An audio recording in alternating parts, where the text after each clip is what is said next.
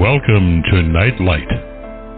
Step away from the mainstream and gather around as we enlighten the world and our realities and travel this cosmic journey we call life. Join us as we share with you and provide that beacon that can guide us all to a better way. Explore with us as we examine a metaphysical montage of spiritual insights, covering everything from the mundane to the magical, UFOs to unicorns, and everything in between.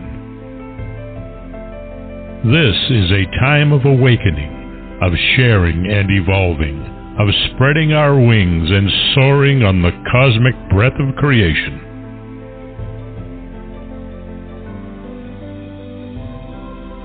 Come and join with other light-minded spirits as we weave our lights together to seek understanding, enlightenment, and, with a little luck, some wisdom.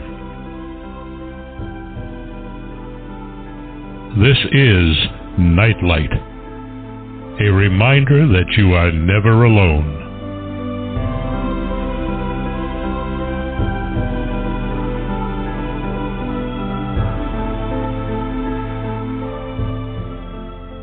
Welcome to Nightlight, everybody. I am just so delighted you could share this evening with me. It's going to be an exciting one, I promise you. But before I get involved into nightmares, which are fascinating, I want to thank Ken Quiethawk for his intro. Please check him out on the internet. Look up Native Storytellers and learn a lot about how to preserve your living history through stories and imagery rather than boring people with books. And books aren't boring, don't get me wrong, but preserving history through an oral tradition of stories that teach you morals and how to live a good life. It's very exciting, and it's a tradition that it's not as alive as once it was, and I think it should be renewed. Also, we're going to be talking about a book entitled Nightmares, Your Guide to Interpreting Your Darkest Dreams by J.M. DeBorg. And if you want to find this book, the link to it on Amazon is in the write-up for the show. It is on my website in the book section, or you can go directly to Amazon and probably to one of Jason's sites too. So it's definitely a book you're going to want to check out because it's fascinating. It is an illuminating look at interpreting, understanding, and learning how to stop nightmares. You're chased, you fall, you get shot, you're attacked, you're paralyzed or trapped. A loved one dies, you die, and you wake up in a cold sweat wondering what it meant. Going beyond simple explanations, this book guides you. It helps you to understand why you have nightmares and what they mean. This informative book looks at the meaning of common symbols and themes in nightmares and dark dreams, and it will teach you not only how to interpret the content of nightmares, but also why you have them in the first place, and even better yet, how to stop them. The gritty details of each nightmare are often personal and unique, but through examples and easy-to-follow explanations, Jason DeBord guides you through interpretations and demystifies the dark side of dreaming. He explores the reasons for nightmares, some as simple as bad digestion and illness, and some are caused by shocking events or chronic situations, while others are more existential, challenging a person to break a pattern of habitual response or to break out of their self and claim their greater powers. He even shares his own worst recurring nightmare, its meaning, and how he overcame it. Exploring the messages delivered by the unconscious mind during sleep, Nightmares, Your Guide to Interpreting Your Darkest Dreams, provides the tools you need to sort through possible connections and to make sense of your nightmares. And also included are a helpful bibliography and extensive index, adding to the book's usefulness. And it's an amazing thing to be able to go and find a symbol and archetype and read what is said about it, because it helps you to sort of relate what's going on inside of yourself through the explanations that he gives in the book. It's a wonderful book. It's not necessarily a book I would recommend you read before going to sleep, but maybe it can bring up and you can delve into some of the things that you're working on, lately in a conscious way. But we'll get into that with him. Welcome to the show, Jason. Glad you're back. Hey, thank you, Barbara. Yeah, it's not the sort of light, easy beach read that you'd want to, before going to bed.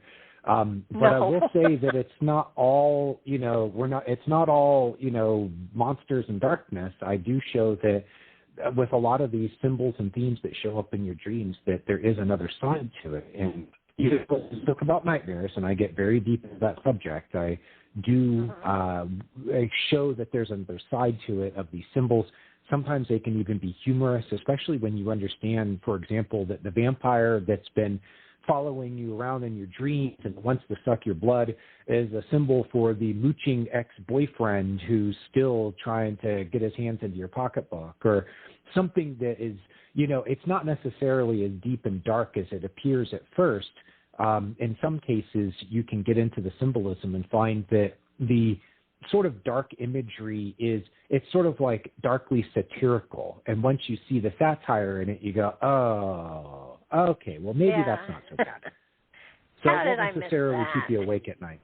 Yeah. No, it doesn't. It's just that I spend an entire week in nightmares, and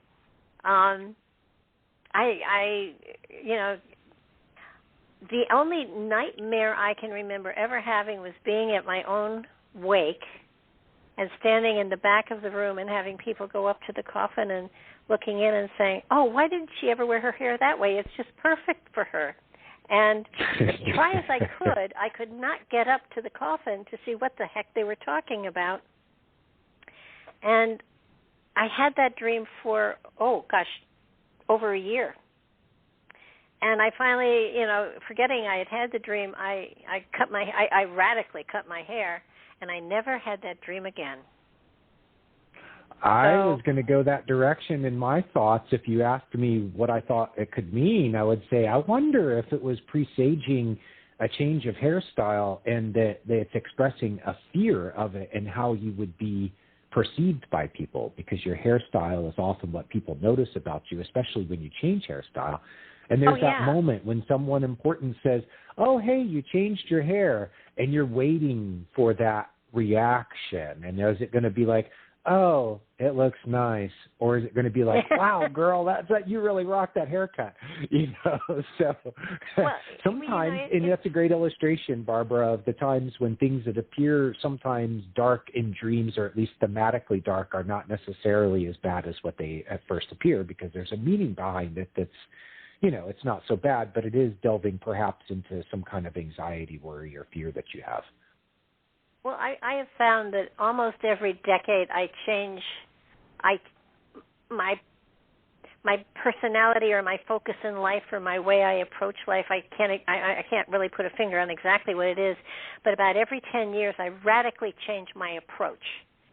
And I think it was right at one of those times, I would change, the kind of clothes I wear, or there would be a big change in me. I would, go in a new direction, career-wise, or so. I think it probably might have been around one of those times too, when I was getting ready to make a shift in the direction I was taking in my life. And I think most people get the opportunity every 7 years or 10 years or 12 years or whatever your number is, but there are phases in your life, and because I flow so easily with them, I don't have to have the nightmares about it. But nightmares. I think the one thing that came through, most in the book to me was that you are every piece of your dream. You are every piece of the nightmare. It reflects something about you. It's not necessarily about other people, yet there are precognitive dreams, not saying they're not. But for the most part, you are every part of the dream, and therefore, how does that relate to your waking state? At every turn, I try to remind the reader that this is a self-created experience. The nightmare was not beamed into your head from outer space. It did not come from some entity hovering over your bed that's now, whispering into your subconscious.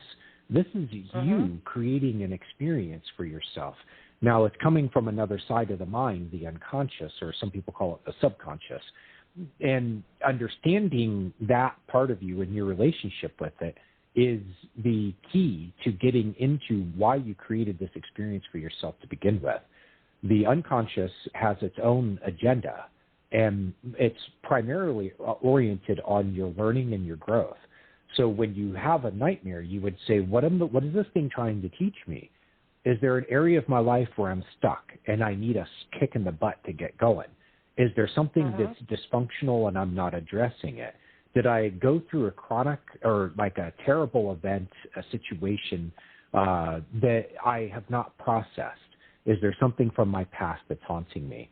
These are the sorts of questions where you can begin and then also get into the content of the dream or the nightmare and see where it's pointing to in you and your life. But yeah, it is a self-created experience, and I want people to understand that and think of it as like there is a movie director behind the scenes that goes, okay, well, we've got to address this area of Barbara's life, and we're going to create a story that has a lot of rich symbolism and metaphor in it that's going to help to tell that story. And every piece of it is going to relate back to that big picture, which is sort of the idea that the author began with or the director began with when they wrote the story. And then the settings and the characters and the actions and other elements and components of the dream can all sort of constellate and cluster around that. And what you're doing when you're interpreting a dream is trying to find its center of gravity, which is the idea that it began with, the kernel of inspiration. And then from there, you can get right into and understand the dream a lot better because all of us are familiar with storytelling. You know, the stories are the ways that we craft our understanding of ourselves and the world. So we all have an innate understanding of storytelling. And in my book, I try to connect the reader with that. This is not... You don't have to be a doctor of psychiatry to understand a nightmare. You need to be able to understand the story creation process behind the nightmare. Yeah, I think I think one of the things that I can't. That was as close as I come to a nightmare. But every now and then I will have something that recurs, and it's like, okay, what am I trying to tell me? Because I keep dreaming the same thing over and over again. There has to be a message here for me, so that and when you recognize that there's a message, and you get the full message, not just part of it, then the dream goes away. So it's kind of like, all right. So it's kind of like it's. If you can stop the cold sweats, and I recognize the cold sweats. Aside from menopause, I recognize the cold sweats, and it's kind of like the conscious mind saying, "Crap, what is this?" There is, at least on my part, it's I'm not seeing something I should be seeing. What the heck is it? And yeah.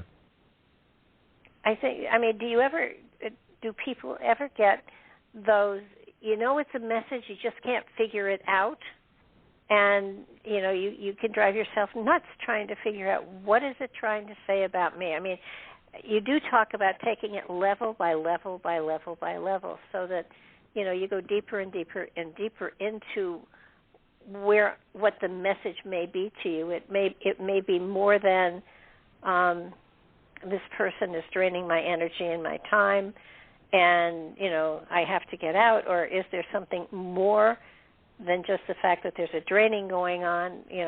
Does it get down to I'm permitting the draining to go on, and why am I permitting it, and what is it saying about me, and where does that come from? I mean, there's always another level you can peel away to take a look at. When do you stop digging? Yeah, you are alluding, we talked about, vampires. I sort of hinted at that as one of the things that I write about in the book, and that you can see that there's a humorous side to it sometimes, the thing that's draining you, that's relentlessly pursuing or following you. And once you get into the message of the dream and you start getting away the layers, you can find that there are things that are behind or underneath it. And once you make contact with them, then the real work can begin.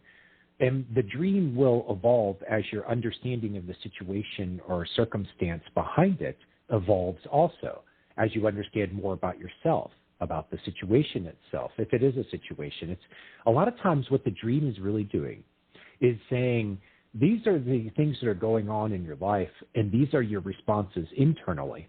And the next layer is to understand what's going on internally. I say, well, it takes two to tango. If you're in a relationship that's draining you, you identify the vampire in your dream as that relationship or the person you're in relationship with. Well, ask yourself, what are you doing to keep the dance going? How are you responding to this situation? How are you enabling things to happen? And that's where the dreams really want to bring you back to. They might start with external conditions, but they really want to bring you back to the internal conditions. And then look at what it is going on in you, especially in your habitual responses to circumstances, events, and situations in life that keep these things going. How are you feeding into it? And that can be where dream work is very, very illuminating, because in the end, it's a dance between you as a conscious being and you as an unconscious being, meaning the subconscious part of your mind. The dream is thought of as a dialogue between these two sides of you. And the content that emerges from the dream, which has all this rich symbolism and metaphor and story to it, is really a byproduct of that interaction. So, Barbara, when I get my students who are in training for dream interpretation and analysis, I like to give them sort of the stuff that we've already talked about as a beginner lesson. And then I go, okay, let's get into dream psychology and understand what is happening, where this content is coming from. How is this process happening inside of you? And the place to begin is to understand the dream as a dialogue, as a dynamic interaction between these two sides of yourself that act as counterparts, the conscious and the unconscious, and that the dream content itself is a secondary manifestation of that interaction. You're actually interacting like, the vampire, let's say, in a dream is a representation of a fear. Well, what you're actually interacting with first is the fear. The unconscious is bringing up the fear. And then as you interact with it, it's given this visual symbolic form as the vampire, or whatever fits best with what that fear is. And the sort of ways that it affects you and the parts of your life where it arises from. For some people, the fear that comes up time and again in their dreams is something related to floods and water, being stuck out on the ocean and they don't have a boat or a life vest, or they're on shore and here comes the tsunami or the tidal wave or the big storm with the lashing rain is rolling in. This is a manifestation of some kind of fear for them. It's kind of obvious when the dream produces fear and you react to the scenario with fear that has to be an idea that's in the background. So now we can start to get wise about the dream and go, well, where is this fear coming from? Why do I fear it in the first place? And what can I do about it now? So that's often, Barbara, what's behind recurring dreams, is there is some kind of message that you're trying to give yourself.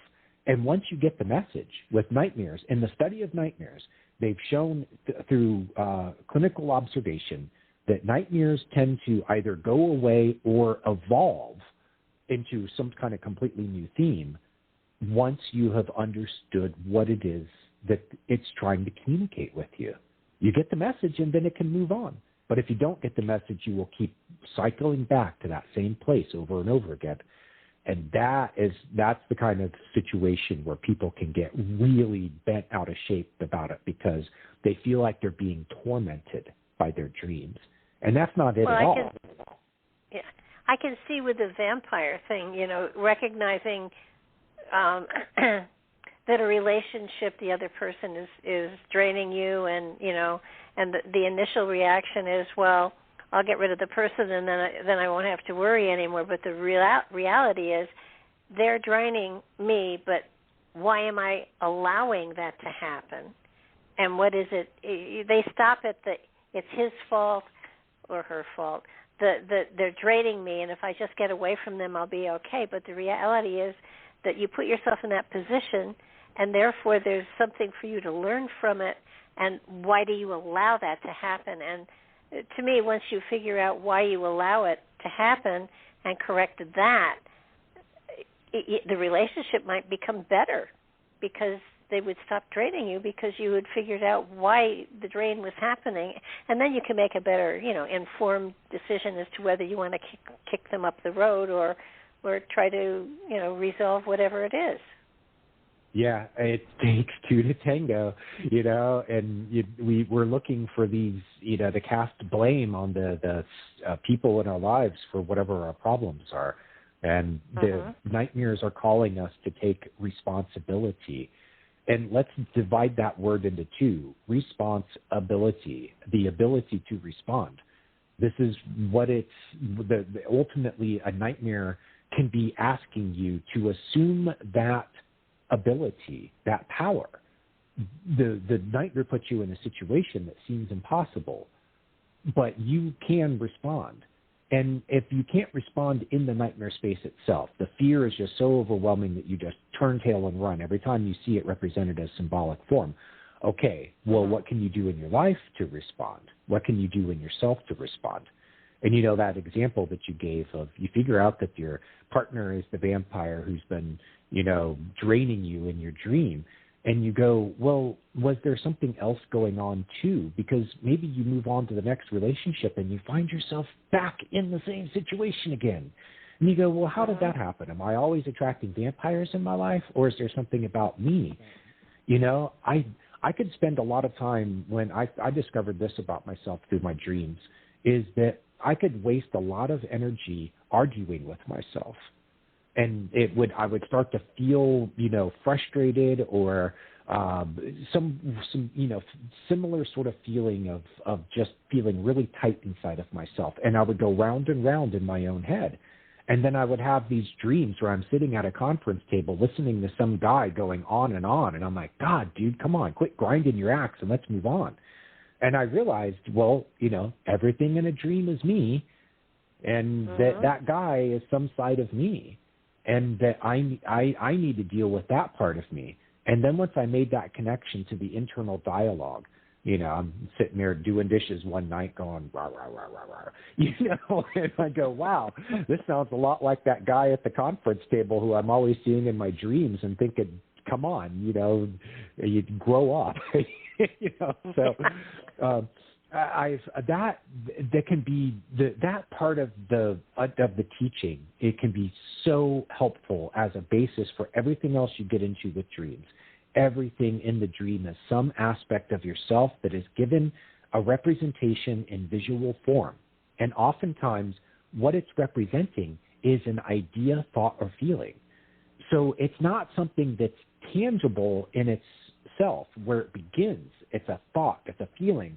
And then the dream wraps it around imagery that's very rich with meaning, so that you can see the idea and interact with it. The interaction is the other part of it that's really important for your approach to dreams, because it is an interactive experience. The dream is being created on the fly as you interact with this content that's coming up from the unconscious. There you are, you're asleep, you're dreaming. The unconscious says, this is what's on the agenda. Let's go into dream number one. And here it is. Here's the fear. Here's the problem. Here's the situation, the decision. Here's the area of your life we want to talk about tonight. And let's start here. You're going to interact with that. And then it emerges, the content as you interact with it is created. So the dream really kind of begins as an outline, and then it's a co-creative process, or as I like to say, a choose your own adventure. You come to forks in the road during the dream, you make decisions, and the dream responds on the fly.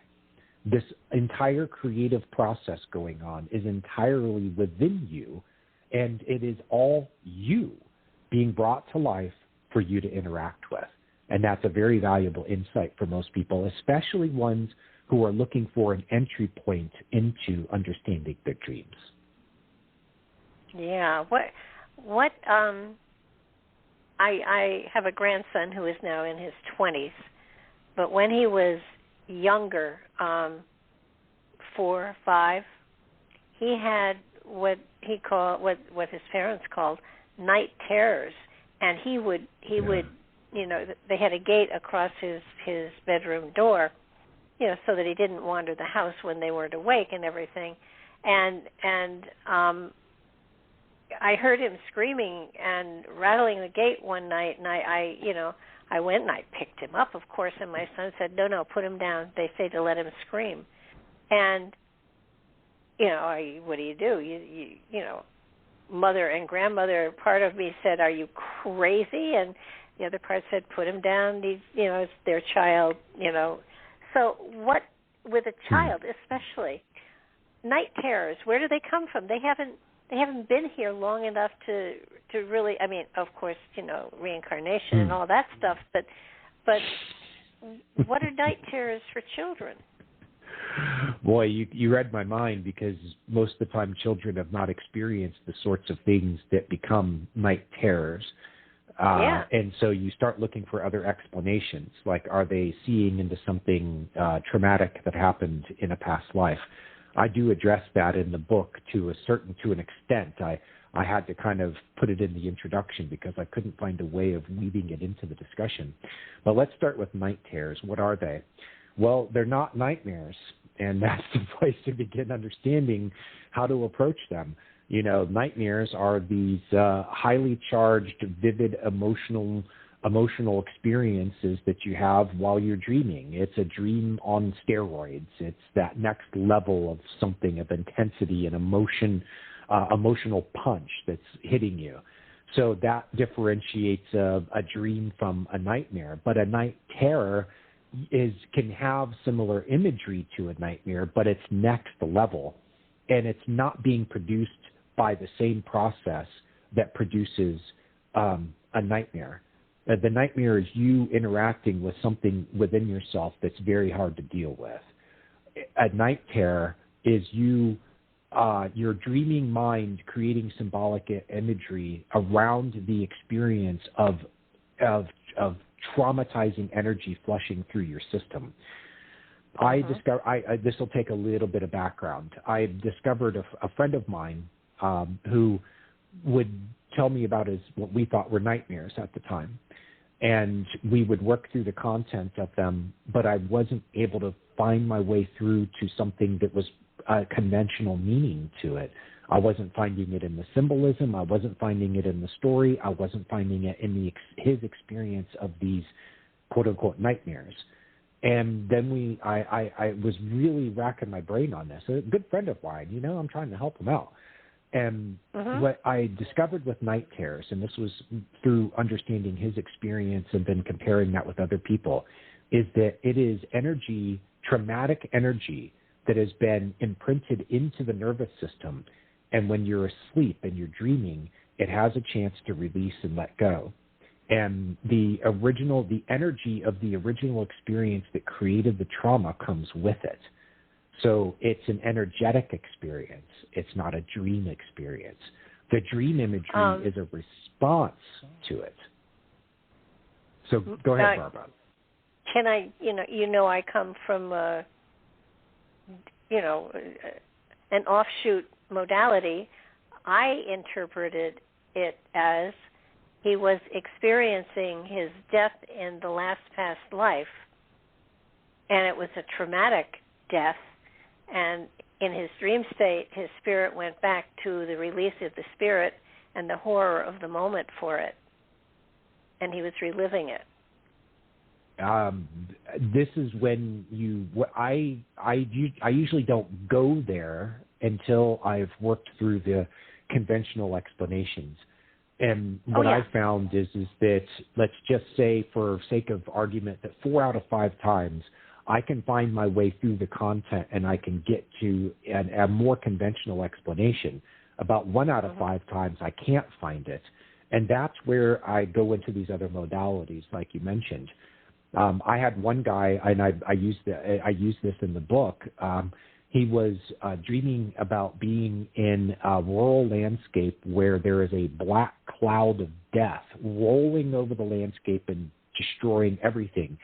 He's standing there, and it's kind of like a village scene, and he knows that himself and all the people around him, they're all about to die. There's no escaping from this thing. They're going to die when the cloud gets there.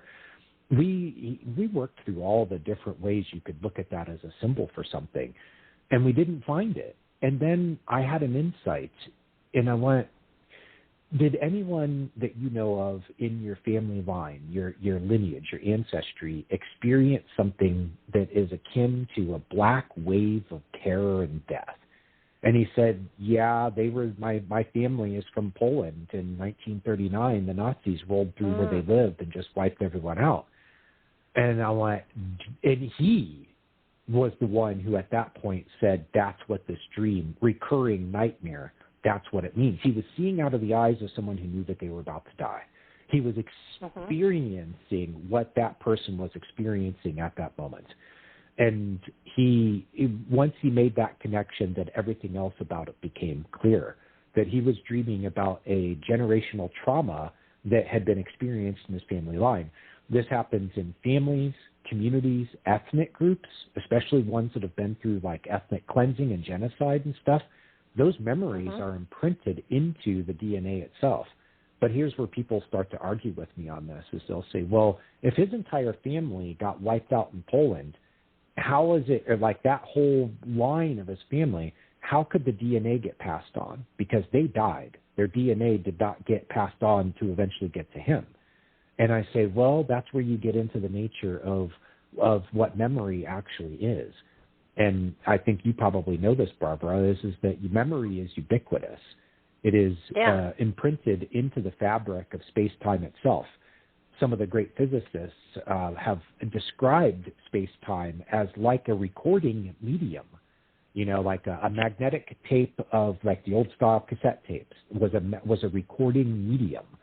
And a record was a recording medium. In the same sort of way, the fabric of space-time is also a recording medium, and memory is imprinted on it.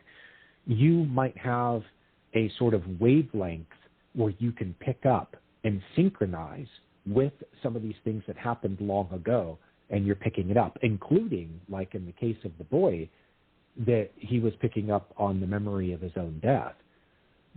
A different genetic line, maybe, but the memory doesn't have to be passed down through genetics. The DNA is more like a receiver. So, yeah, that's a modality I go to after, or, I've ruled out of the my argument that I had in my head afterwards was all he needed to do was be held and comforted, and he would have been fine. Yeah.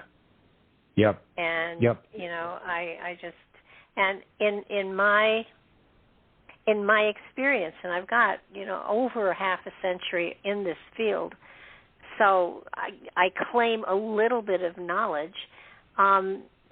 In my philosophy, in my belief system, and it's just mine, it's not in a book someplace, but it's mine, is that, of course, the spirit goes lifetime to lifetime to lifetime to lifetime. And when the spirit enters the embryo, whenever that time frame is, it brings with it a record of, the record of itself, its journey throughout time.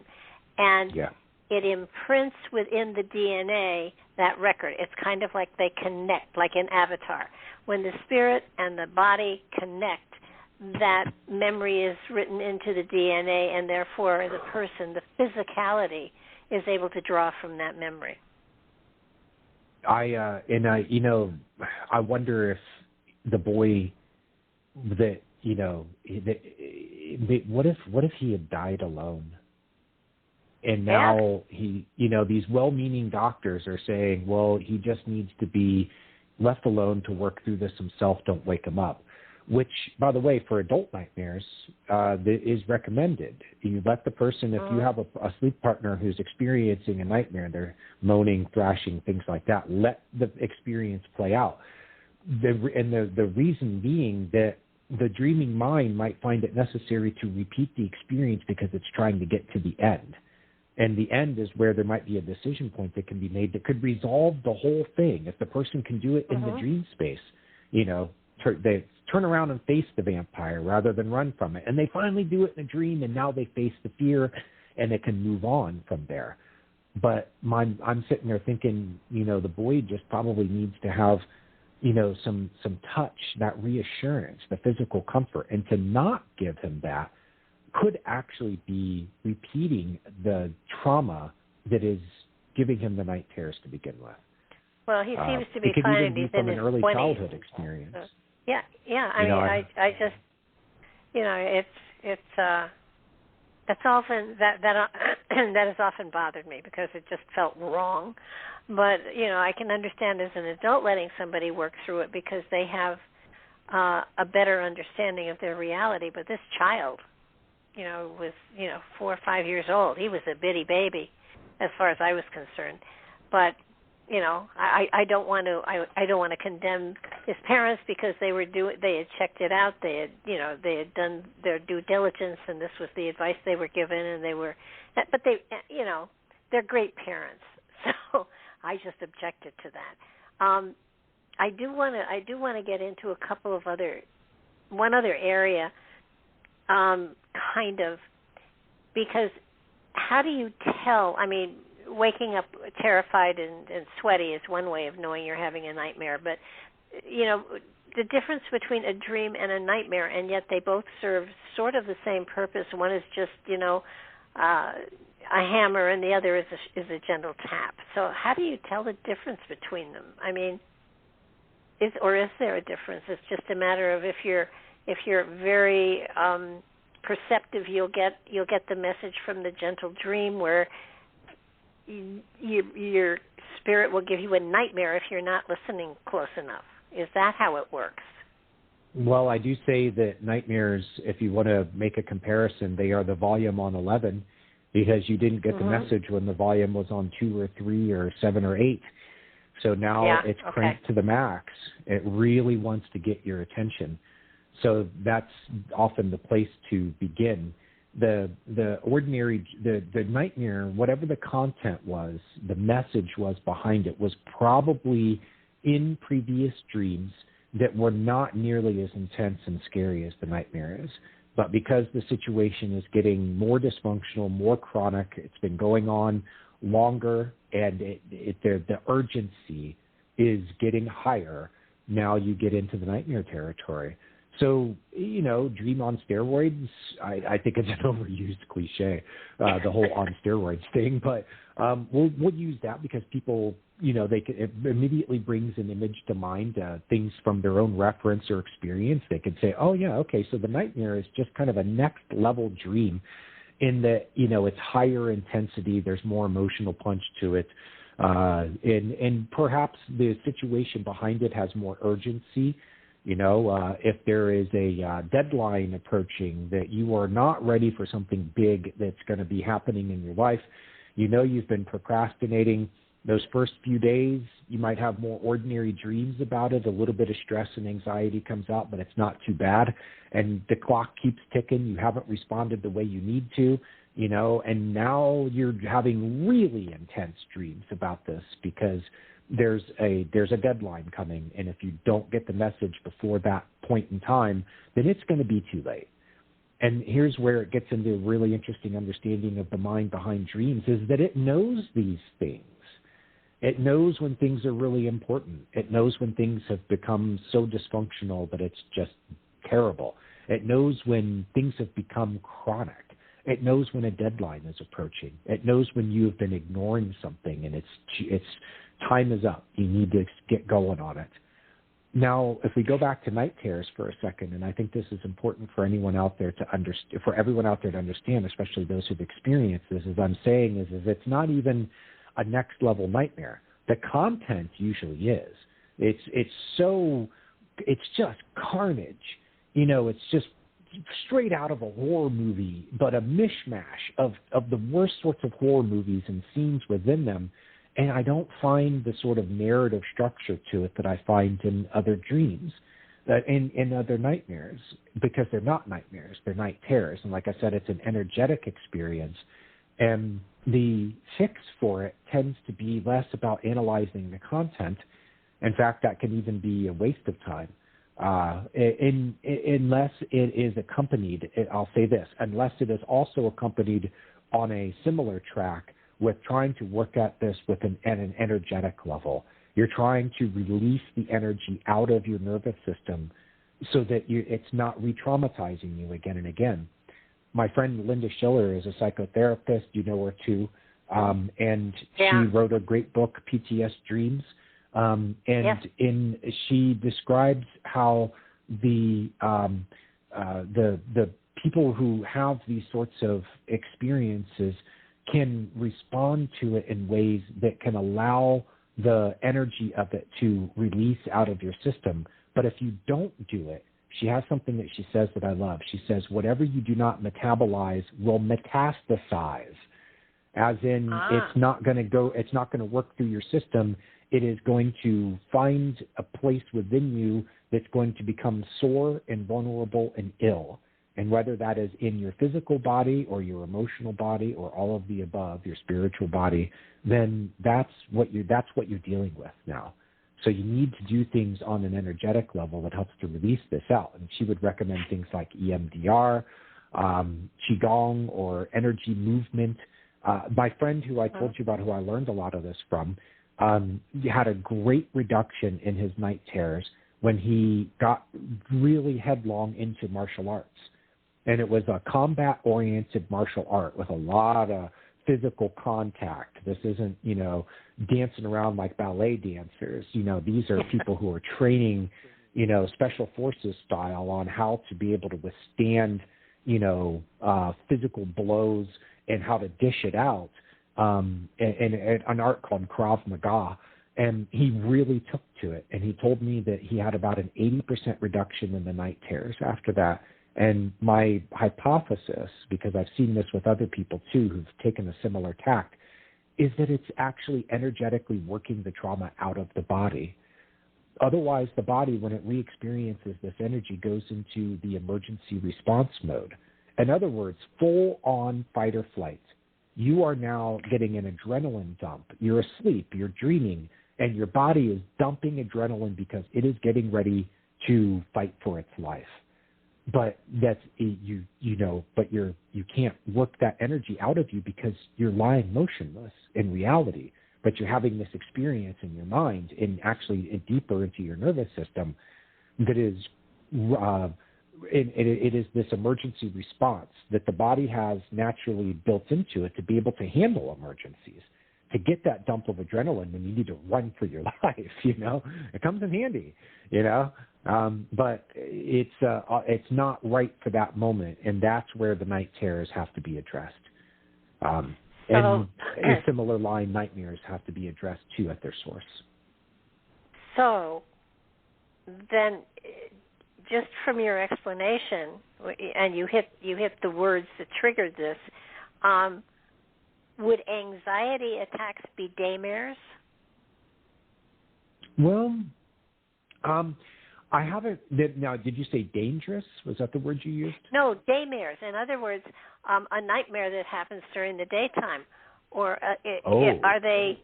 are anxiety attacks literally a nightmare experienced in a different way because the fight and flight is there, the anxiety is there? Could it be the subconscious trying to get your attention during the daytime? Because I've in my past I've had anxiety attacks. I had car accidents. I had private detectives following me, and they triggered anxiety attacks. And it's the same. The physicality is exactly the same as that of a nightmare, but during the daytime. Yeah, a daymare. That's an interesting term, and I like it. I think there can be a parallel made between what's happening that produces a night terror as an energetic experience of the nervous system going into full fight and flight mode.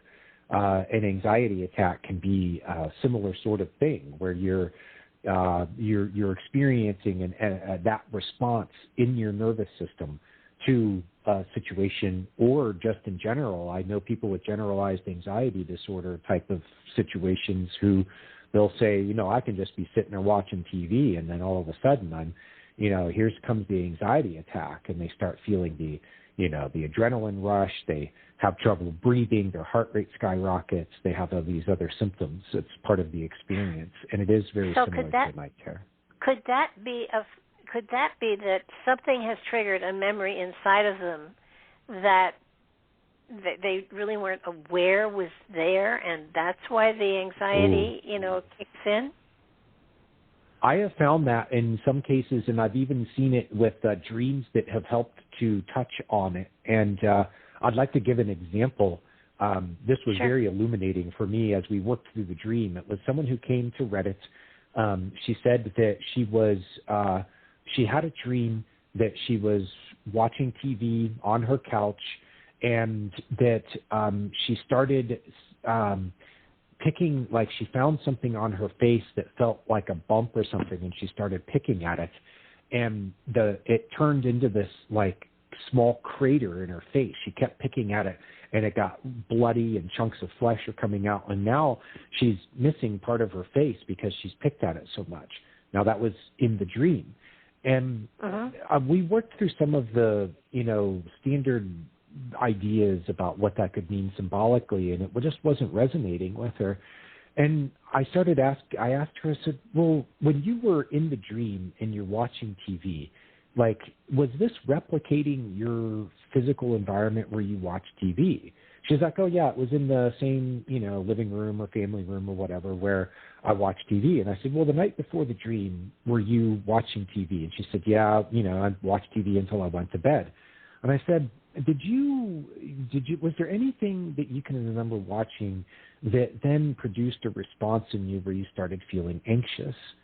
And she thought about it, and she said, well, I was watching the evening news, and I was looking at this lady who's, delivering the evening news, and I'm looking at how pretty she is. And I'm thinking to myself, I could never be that pretty. And I said, so you started kind of picking at your flaws.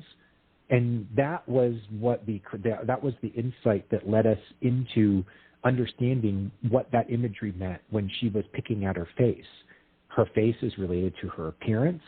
She's looking at this face on the TV of this beautiful woman because that's what she's been hired, that's why she's on TV. She can read off a teleprompter and she's nice to look at.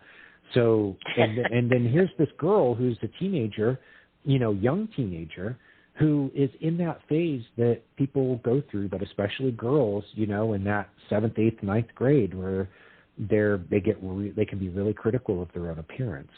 And so that was what was the trigger, and we were able to trace it back from the anxiety that she felt while she was watching TV and started picking at her own flaws, an internal dialogue, to then seeing how the dream imagery symbolically represented it. And once you understand the metaphor, picking at your flaws, you can look at her action of picking at her face until it's a crater, bloody crater is in her face. Now you can understand what that imagery means symbolically. Wow. It just, it seems that sometimes we, our higher consciousness, our spirit, waits until we're mature enough to be able to deal with an issue to present it to you.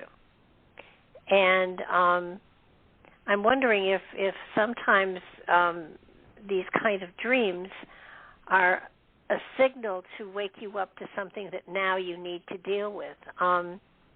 Years and years and years ago, I used to do a lot of readings, and I remember saying to my mother one evening at dinner, I said, I usually get people in groups, I'll have a cluster of people who are working on relationship, and then a cluster of people that are working on finances, and a cluster of people that are doing spiritual work. And I said, I've had a cluster here, and I don't know where it comes from, but every single one of them was abused as a child.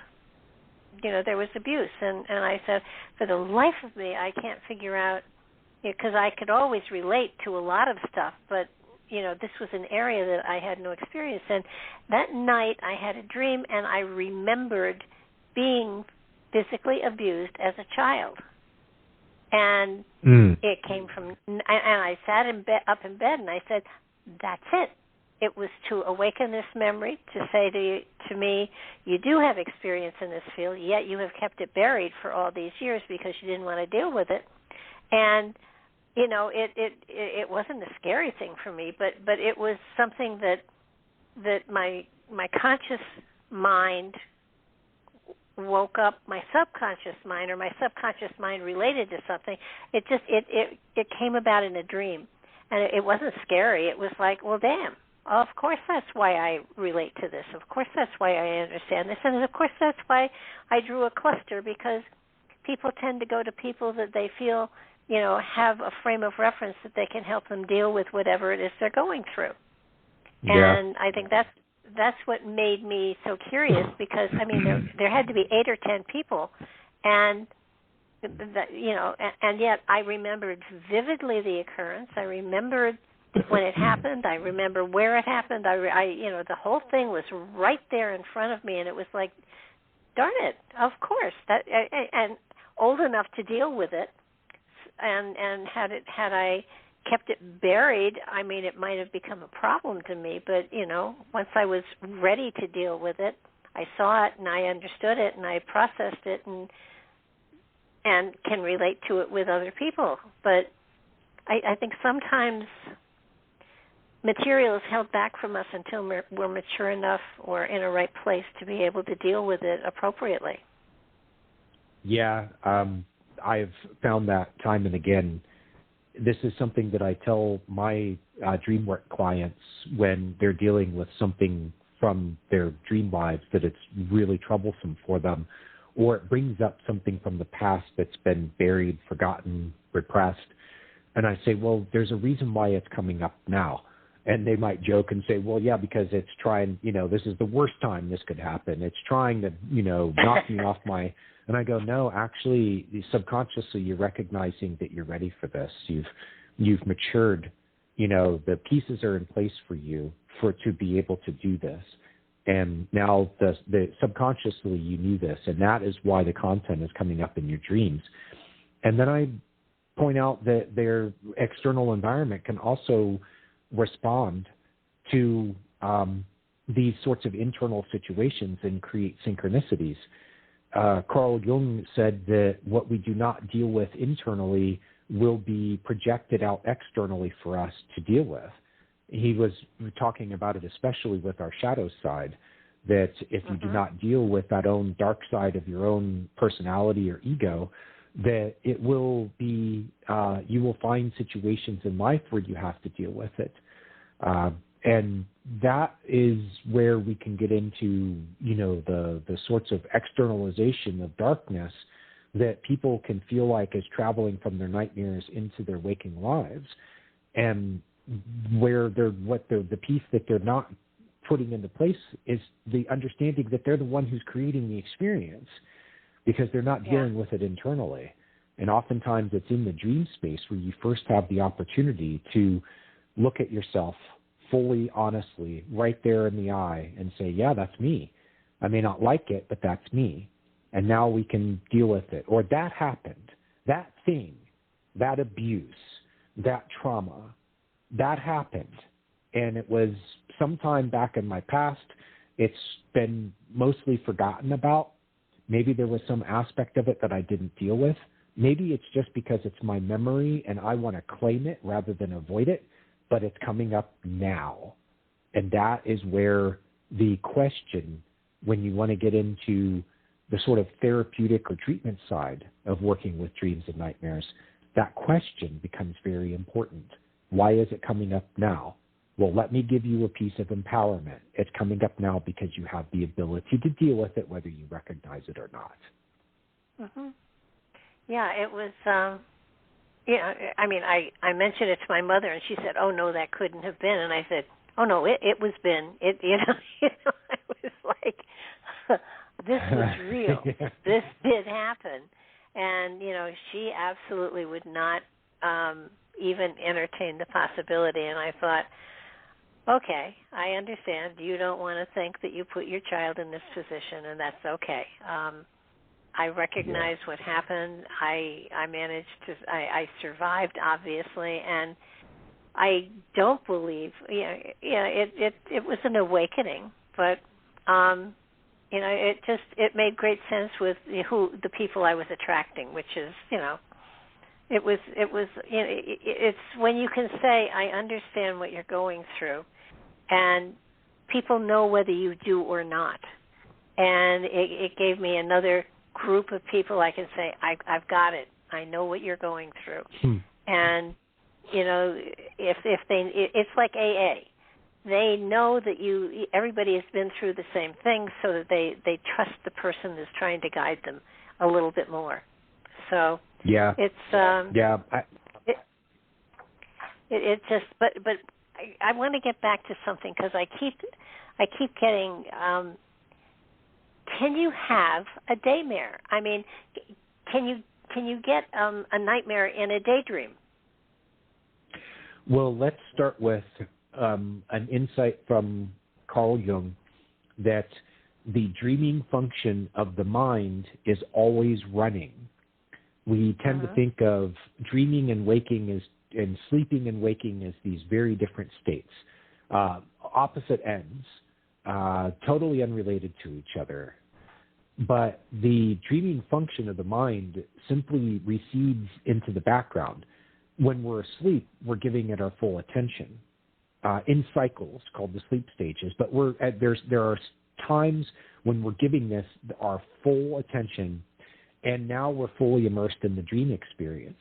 Jung said that function of the mind continues to run when we're awake. It's just that usually our mind is preoccupied with other things or occupied with other things. Just simply the act of visualization, to be able to process what your eyes are seeing takes 50% of your available brain power at any given moment. So just having your eyes open is half of your brain is preoccupied with, if you think of it as a computer, 50% of CPU power is now, so the thing that then leads out of that is that you can have experiences while you're awake where the dreaming function it comes forward into your consciousness, and you can have an experience of something that seems very dreamlike, and it's because the experience is being produced through the dreaming function, but you're awake and you're experiencing it. I saw this with a guy he's a hypnotist. He does the stage performances and all that. Very well known for it. He said they asked him, what is it that you what's actually happening when a person is hypnotized? And he said, well, first of all, they're not like under mind control or something. They're just more suggestible. And he said, what I've come to understand is that when they drop into the hypnosis, they're dropping into REM stage dreaming, and that at that point, the suggestions that I make are getting fed into that machine, call it, that function of the mind is running. It's taking input, which in this case is him saying something to them suggestively, and then it's being run through the dreaming function, and the output for them is a dreamlike experience. And he showed a video recording of one of the audience, live thing that he was doing. And he said, look closely at that guy there who's under hypnosis. What's happening with his eyes? And you could see his eyes fluttering. And then he suggested to the guy that he was a chicken. And the guy got up and he started clucking and flapping his arms and pecking and, acting like a chicken and doing it as, like very, realistic. He was fully immersed in the role of being a chicken. And I think it was because, and this guy, the hypnotherapist, I agree with him, that it was actually because he was having a waking dream. And that's where the doorway into those other forms of perception can really kick in. Because I think we're also having daytime dreaming experiences also when we get into meditations and we have a visualization experience, when we get into past life regression and really start pulling up memories. And then sometimes it can happen involuntarily. Those examples I just gave are states of consciousness that you have to deliberately decide you're going to experience, often takes practice and the right sort of conditions for you to be able to enter into it. But it can also happen with people who are chronically sleep deprived. You know, in 24 hours of missed sleep, Barbara, you are starting to become psychotic. And it's what will start to happen is that you will start having REM stage brainwave activity while you are awake. You could be like driving home after that double shift and you're just tired as can be, and you actually can fall right into REM stage dreaming while you're awake. People who are schizophrenic, it's been shown what's the thing that what schizophrenics have in common, if you look at everything in their histories, is insomnia. That is the most common denominator among people with schizophrenia. And so you start to go, well, yeah, they're chronically sleep deprived, and their ability to be able to differentiate the inner reality from the outer reality becomes thin or disappears. Why? Because their inner reality in dream form is now intruding on their external reality in waking life, and they can't tell the difference anymore. So when they start saying that they're seeing things or hearing voices, it's very realistic. You go, yeah, because you're having a waking dream. And that's the key piece of information. I mean, if we could teach, could we wipe out schizophrenia from our culture if those people were taught how to have a good night of sleep and were given the space to be able to recover, and then the sort of follow-up to be able to help them to stay in that good sleeping patterns that they develop while there's some kind of intervention. You know, you've had a psychotic episode. You're diagnosed with schizophrenia. Well, the first thing I would do with someone like that is give them a couple weeks to just sleep. And now let's let those natural healing processes happen. But let's also eliminate those symptoms that they're experiencing because they're dreaming while they're awake. And there's probably other things going on in their life that is coloring that experience. Now we can talk about the anxiety attack. Why is an anxiety attack for someone, for one person, a sort of temporary thing that they deal with and then they move on from it, and for another person it's debilitating? Is it tapping into something, what I would ask, is it tapping into something that's a result of like a chronic dysfunction that's been going on in their life? Are their defenses that far down that they can't deal with it in a sort of, they can't respond and deal with it at the moment they're experiencing it, and now it's going to get worse and worse? I had a friend of mine who had an anxiety attack because of some very stressful situations going on at work. I've known him for 30 years, and I knew that he had the personal resources to deal with it. Then again, I have a relative who's had some chronic anxiety attacks, and I wonder if sometimes if she doesn't have the sort of resilience that my friend has, maybe she's having a lot of sleepless nights. She's more vulnerable. So now when she does have the anxiety attack, it's a more severe experience for her. And is it also tapping into something deeper within her that is being run through a dreaming function because she is so chronically sleep deprived that she can fall into that REM stage, that REM pattern brainwave, REM pattern brainwaves can now intrude. It can turn on in a heartbeat. So she has an anxiety attack, and on top of that, she's also having a daymare. And now that anxiety attack is 10 times worse because it's being run through that sort of unfiltered, the dream itself is an unfiltered experience. We have our ego defenses against things in our waking lives, but we don't have it when we're dreaming. So now you're having an anxiety attack, and then you also have that raw experience of dreaming on top of it that is amplifying the anxiety attack and what you're feeling and experiencing. I would say that with a nightmare you can wake up. With a daymare, you're awake. And realize what's happening, I would begin with arming people with information. And in fact, one of the clinical definitions of a nightmare is it's something that wakes you up. It's so intense and it has such an emotional punch that it wakes you up. Whereas a bad dream is something that you might sleep through. Well, if you want to have a checklist, was it a bad dream or was it a nightmare? That's the first thing that a clinician would look at. Well, did you wake up from it? Yes, I did. That's a nightmare. Did you sleep through it? Yes, I did. Well, that's just a bad dream.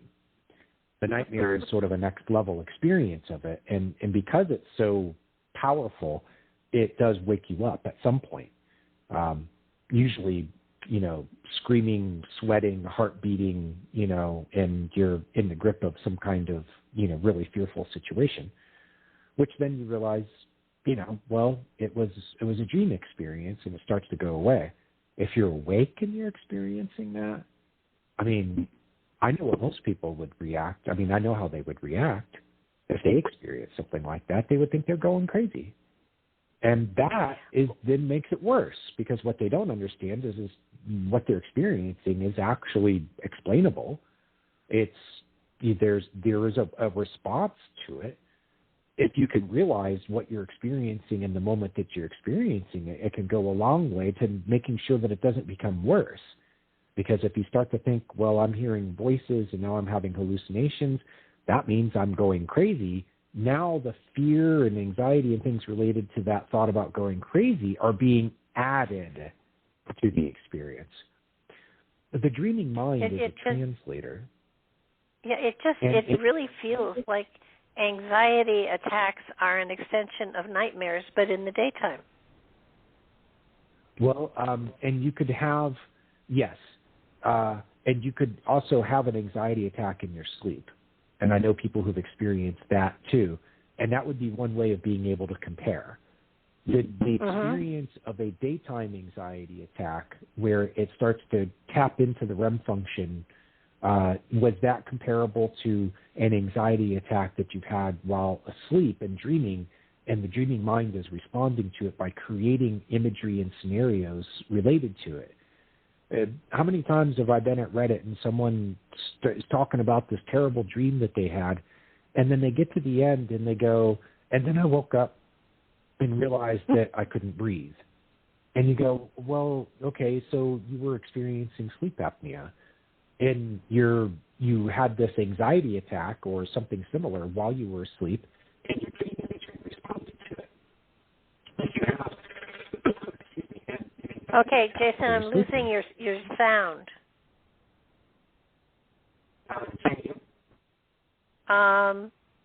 You're totally, I hear you echoing. Can you hang up and call back in, because your sound is totally gone? Here, let me keep talking. Hopefully it will resolve itself if I need to.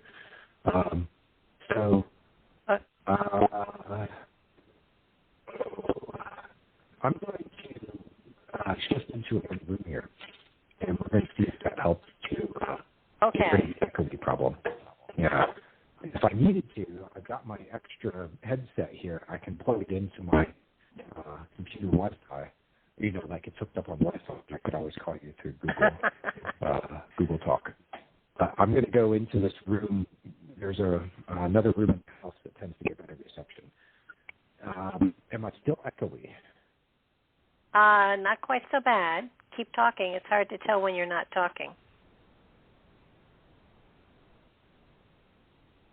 Okay, I don't hear anything now. I'm not hearing all. Nope. I would try calling back in.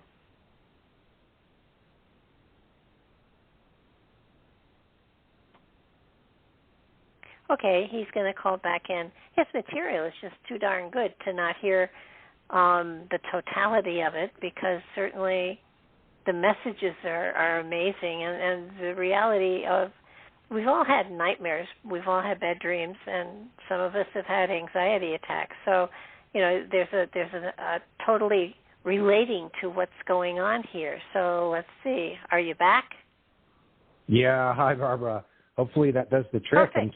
I hope you were able to kind of talk on the fly and keep your audience entertained while I was calling you back. So can you hear me okay? That's the first question. Yes, this is perfect. Barbara? Yes, we hear you. Okay. You're so perfect. Are you hearing me okay? Absolutely.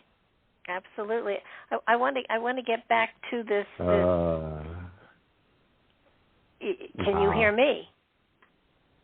Yeah, this has gotten really bad. It's really choppy and distorted. Oh, because you sound great. Try again. Hang up, and I'll ad-lib. Okay, do that. I'm going to get, it takes me a second. I'm going to get my computer going, and I'm going to call you through that. And if it fixes the problem, then it was on my end. And if it doesn't fix the problem, then there's something else going on. It'll take me about 90 seconds. I'll call you right back. Okay. That's no problem. I can definitely talk that long. Okay. So good. So all right. Bye-bye. So the element of dreams, the element of using our dreams to understand our inner workings, is really important. And he, in his previous book that he obviously has been on the show before, because we went into his book on dreams at great length, and dreams are an amazingly wonderful, important, informative way of looking into what's going on within yourself. And he recommends constantly. He talks about his dream journals and what he dreamed and remembering his dreams. And I'm not really good at that, but I remember my daydreams really well. And it's sort of like it's your consciousness, your spirit trying to get through your ego to give your consciousness some information. And dreams are incredible. They do help you to understand what's going on inside. It's almost like in a dream state. Oops, there he is. Hi, are you there? Yeah, hi. You sound a lot clearer now. Go figure. Oh, you sound fine. Okay, I was good. waxing philosophy here, but we'll go back to dreams. I really want people to understand about what these nightmares are extreme, because they're trying to get your attention, not because they're trying to scare you to death. Yes. And so I think a lot of people worry about having a nightmare, and in some cases it is a warning. I mean, their nightmares sometimes are precognitive, and I think we really have to address the fact that sometimes they are precognitive, and sometimes they talk of past lives, and sometimes they talk about the future, and you have to examine them thoroughly to try to determine exactly what it is they're meaning.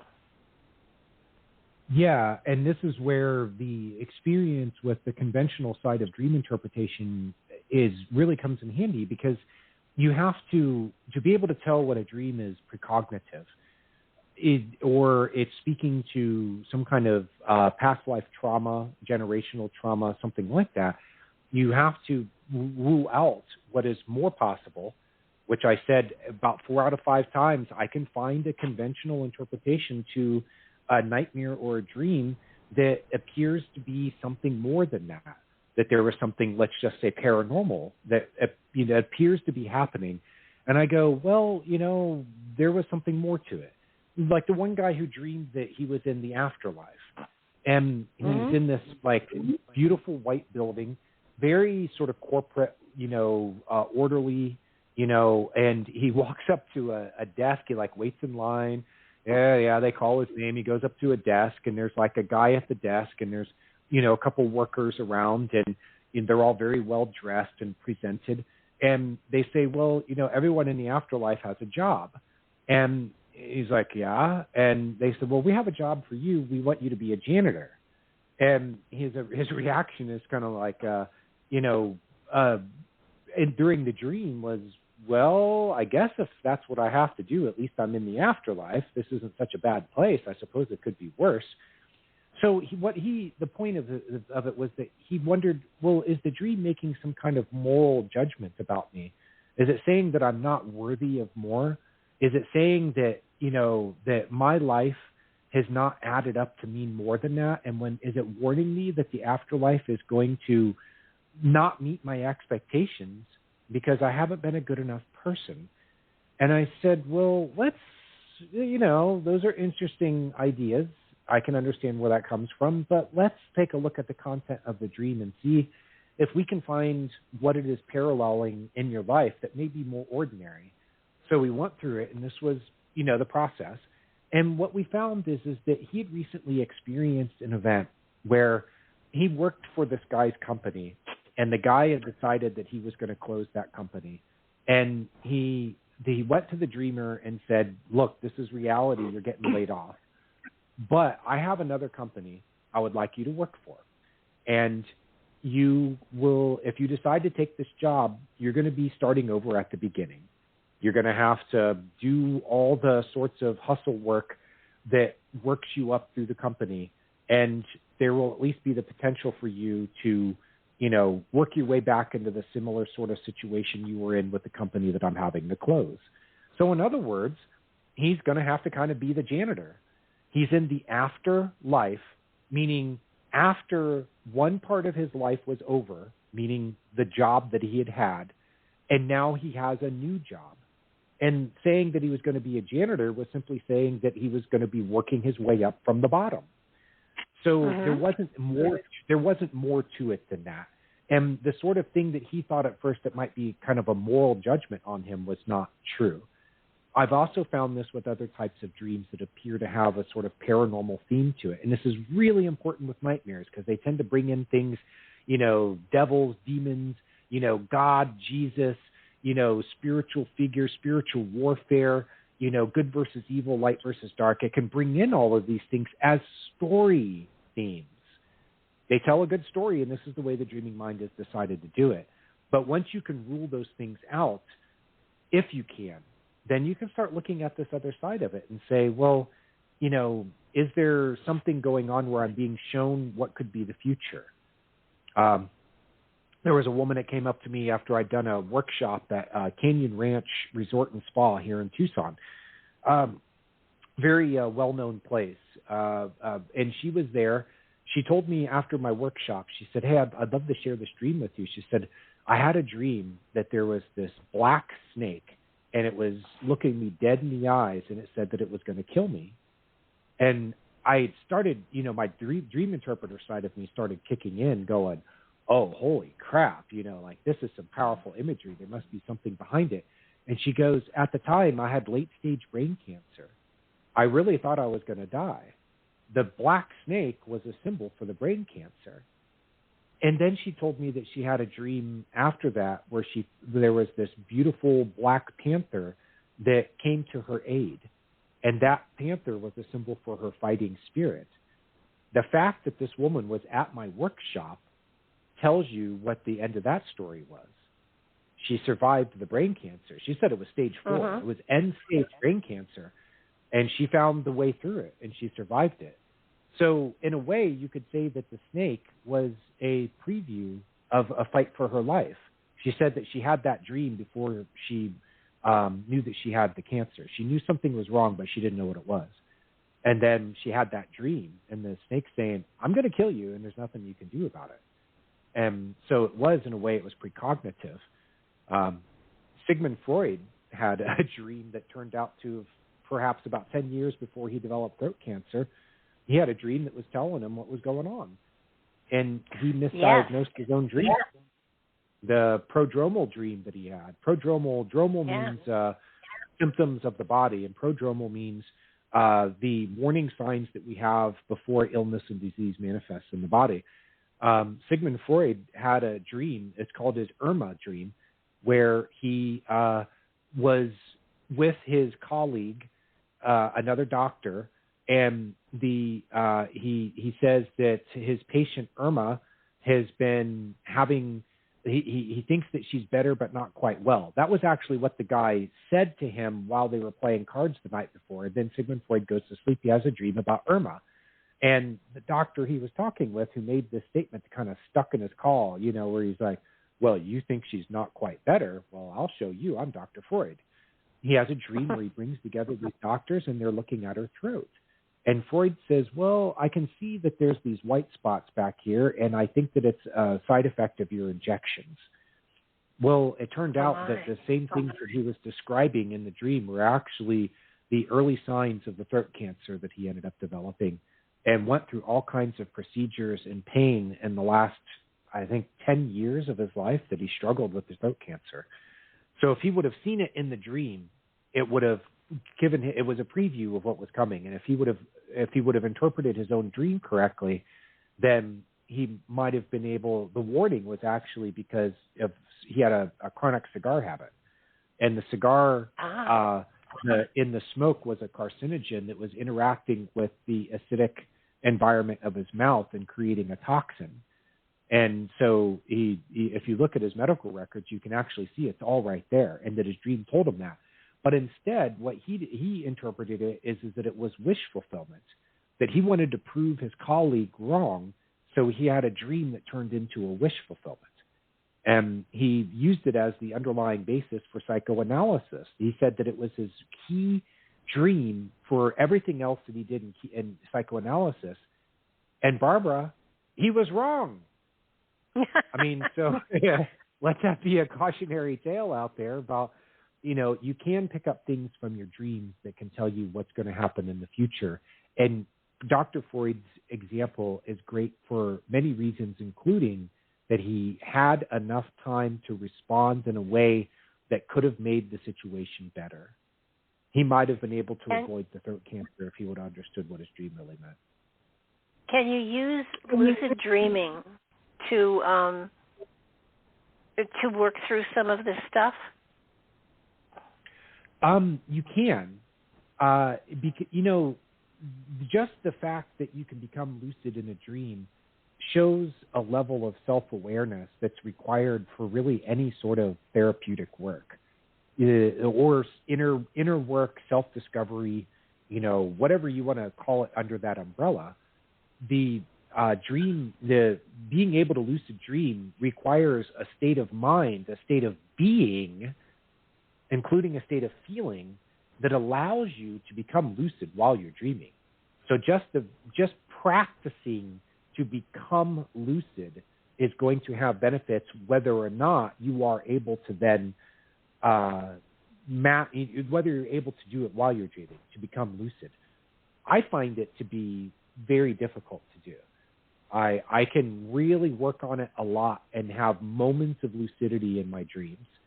It was easier when I was younger, but as I get older, I find that when I'm asleep, I just want to sleep.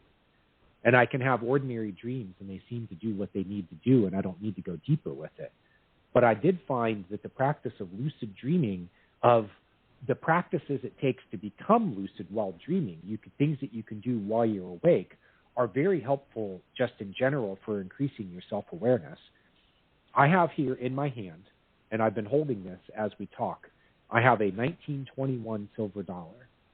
And I use this as my token to ask myself the question, am I sleeping and dreaming, or am I awake? Am I dreaming or am I awake? Right now, how do I know that I'm actually awake? And I do certain things in my mind, like I'll try to trace back my memory to how I got to here. Like, okay, well, I'm on Barbara's show.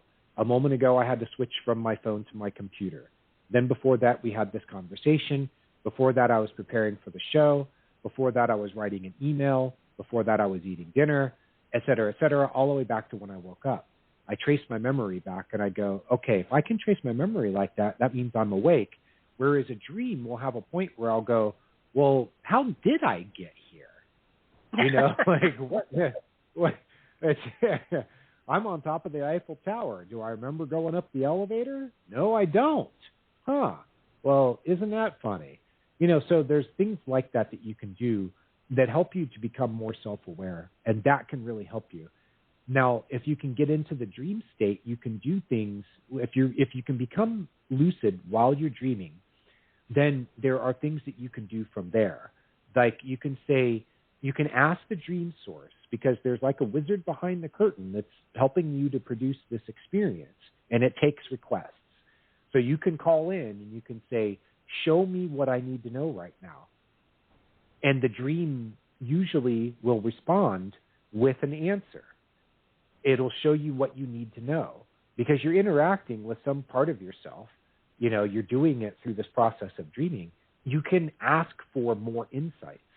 You can quiz dream characters. Like, hey, what are you doing here? Try asking a dream character what they were doing before they encounter you. And you might find out that they have an entire life and history of their own. They were doing something in you are the interloper. They go, well, I was having a great time until you came along. And then, so there's things like that lucid dreaming can really help you to do. And yes, I do encourage it, but I think that a lot of people have difficulty getting lucid to begin with, even people who are very practiced in the dream arts like I am. And so it's a kind of a hit or miss proposition to say, well, learn how to lucid dream so that you can use it as a therapeutic environment. Great advice, but can you teach a person how to lucid dream? And that's where the difficulty comes in people. I have found that if I've got a situation coming that I'm confused about or upset about or whatever, I will lucid dream the situation and then say, what are my options? Show me my options. Show me what will happen if this happens or if that happens. And, show me my choices so I can make a wise decision. And, I'll often say, no, give me some more options. These don't look real good. And so I use lucid dreaming all the time. If I wake up and I don't like the way a dream ends, I go back to sleep and end it a different way. So that's a control factor, I guess. But I think dreams are amazing, and they can show us different options. They can give us different outcomes. Dreams are amazing if you pay attention to them, and so many people just fluff them off. And I mentioned when you were off that you keep dream journals that you've kept for 40 gazillion years. A dream journal, especially if they're nightmares, is a good idea to keep. And just the general journaling I found to be very helpful, therapeutic, especially to begin the day.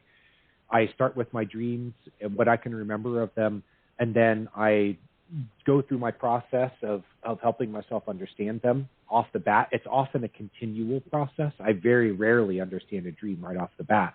It requires me to keep revisiting it. But while I'm at it, I'll go ahead and talk about, what am I feeling this morning? What is it that I'm facing today that I'm trying to work it through my thoughts and feelings about it. Sometimes I do it before I go to bed. Sometimes I do it as a review. I'll just pick up my journal and open to a page, and I'll ask myself, show me something from my dreams that have helped me. They've showed me what I need to know right now in my life because they showed me something back then. And this happened to me the other day, it's been the other month now, but I'll share this with you. I did that. I took my journal, I opened it up, and I said first, show me a dream that is the most helpful for me right now that maybe I've forgotten about, or let's just review it. So it took me back to a dream, and I went, oh, yeah, I'd kind of forgotten about that one. It had been a few months before. It had a theme in it that the very next day ended up coming in handy because my literary agent referred a client to me who needed help with a book, and I was putting on my editor hat and helping her with it.